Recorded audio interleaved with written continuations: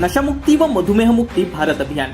आमच्या अभियानात सामील व्हा आणि भारताला नशामुक्त आणि मधुमेहमुक्त बनवण्यात सहकार्य करा. आमचे products: नशामुक्ती herbal spray, मधुमेहमुक्ती अँटॉक्स T, रोगमुक्ती अँटॉक्स T आणि शिशुरक्षा अँटॉक्स सी. अधिक माहितीसाठी संपर्क डॉक्टर विलास कावडे, 9421 72 71 48.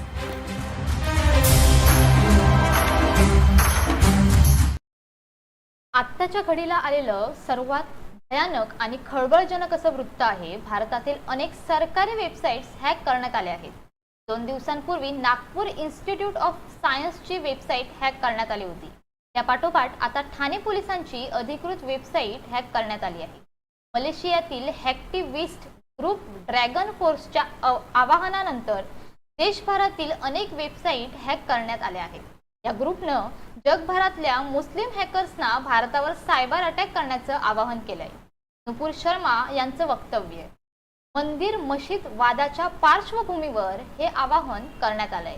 मुस्लिम धर्मियांची माफी मागा हाच संदेश हॅकर्सनी वेबसाईट हॅक केल्यानंतर दिलाय. पोलिसांच्या सूत्रांनी दिलेल्या माहितीनुसार या ग्रुपनं प्रतिहल्ला हे ऑपरेशन सुरू केलं असून त्याचा अर्थ स्ट्राईक बॅक असा होतो. त्यामुळेच भारतातील अनेक सरकारी वेबसाईट हॅक झाल्या आहेत. मुस्लिम धर्मियांची माफी मागा हाच एक संदेश सर्व वेबसाईटवर देण्यात येत आहे. त्यातून सरकारकडे असलेली अतिशय गुप्त आणि महत्त्वाची माहिती चोरीला जाण्याची देखील शक्यता आहे. दरम्यान राज्य सरकारच्या गृह विभागानं दिलेल्या माहितीनुसार ठाणे पोलिसांच्या वेबसाईटवर झालेल्या सायबर हल्ल्याप्रकरणी चौकशी सुरू करण्यात आली असून अधिक तपास सुरू आहे.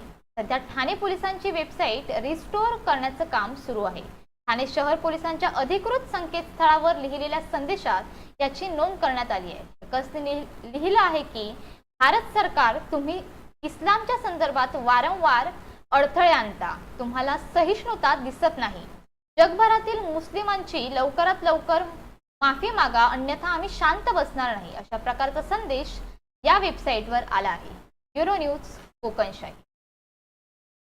असे नवनवीन व्हिडिओ पाहण्यासाठी कोकणशाहीचं यूट्यूब चॅनल सबस्क्राईब करा व बेल बटन प्रेस करा. तसेच फेसबुक पेज लाईक करा आणि इंस्टाग्राम पेज व ट्विटर पेजला फॉलो करायला विसरू नका.